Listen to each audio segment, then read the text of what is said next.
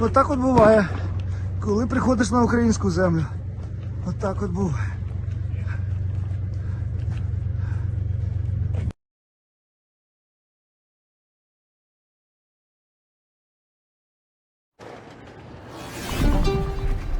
Двинулась колона в сторону Києва. Колона була велика, була організована засідка, була розбита голова колони. По попереднім даним, в голові колони був командир 6-го танкового полка, який був знищений.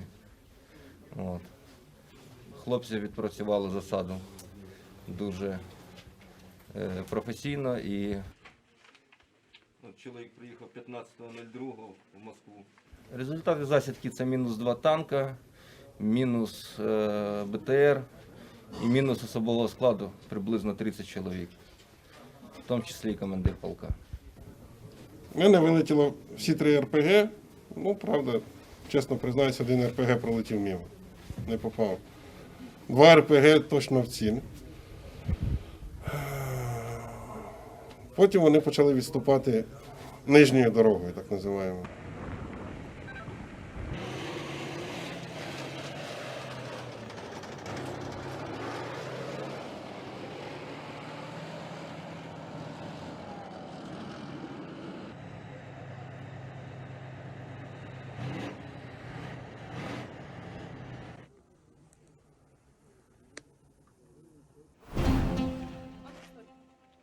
Lost its innocence. Russia's symbol of war, now a symbol of terror. This is Mariupol, and call this vandalism by heavy armor. What did this block of flats ever do to get shelled? Or this tire repair shop? Mariupol is guilty of not falling to the Russians.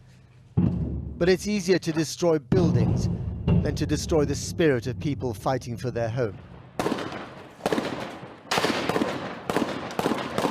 These Ukrainian troops are refusing to give up. And the government acknowledged today that they'd lost 1,300 soldiers so far. But the heaviest price, as ever, is paid by those who cannot fight back. And who cannot find refuge in a war in which hospitals are targets. Civilians streamed into a war today that is familiar to anyone who paid attention during the Syrian war.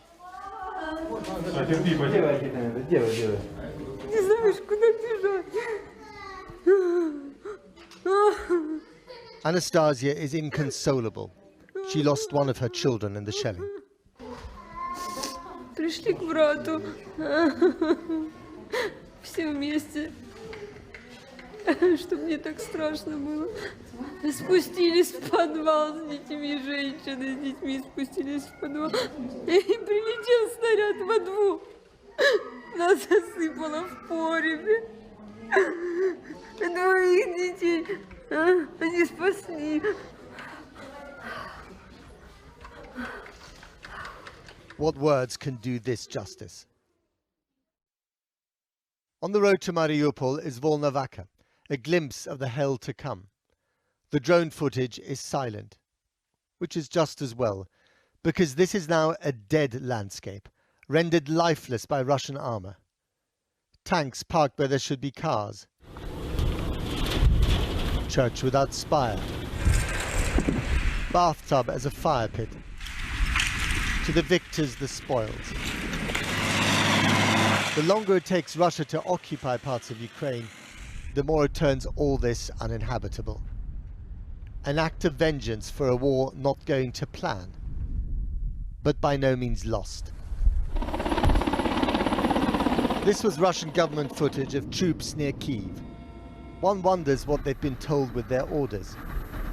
Is it to wrong the rights of a Russia more sinned against than sinning? Do they really feel like victims of Western aggression?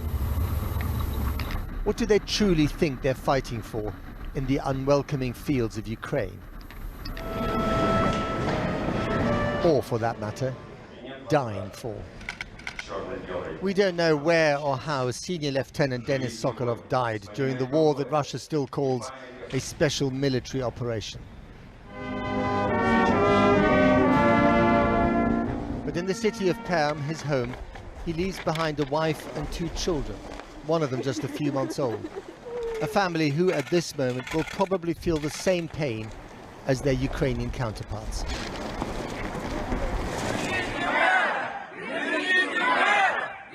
But they do know what they're fighting for.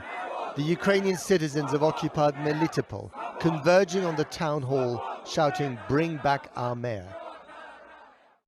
Here kidnapped by Russian officers who put a bag over his head. Mayor Ivan Fedorov had refused to follow Russian orders and is now missing. It's the kind of rough justice that Ukrainians don't want to live under. Vladimir Putin may question the right of this nation to exist, but with every shell he's making the case for them. Their identity is being forged on the anvil of war.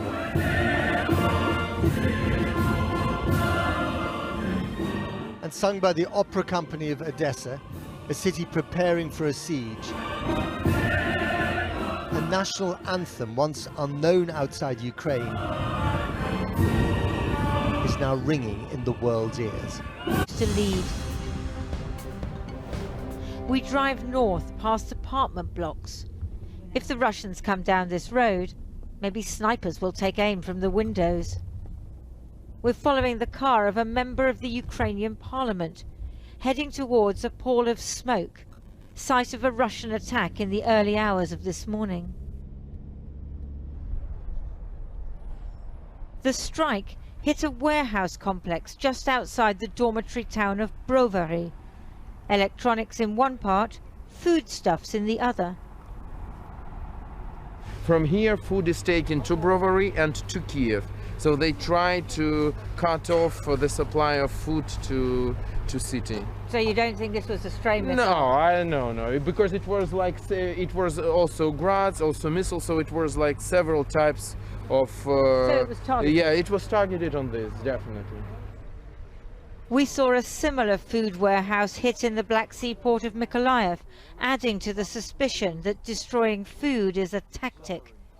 A former deputy prosecutor is here to investigate if there's evidence of a war crime. Enough cooling capacity there. What really worries me is that, unlike Fukushima, the numbers bear out the conclusion that civilians are paying the highest price for the conflict. This open letter, you have to specify to Russian officials they do not seek direct confrontation, but make it clear they will not countenance Russian attacks on civil areas. So limited no-fly zone in that context. Is there value in that? Well, let me just expand it a little bit, William. I've been calling for a no-fly zone now since actually prior to the crisis itself and the invasion of Ukraine by the Russians. I'm a believer in the sanctions and all the economic measures and diplomatic measures that we've taken across the world to really constrain the Russians, and that's really awesome, but it will have an impact weeks, months, or years down the road. And what it is not going to do is...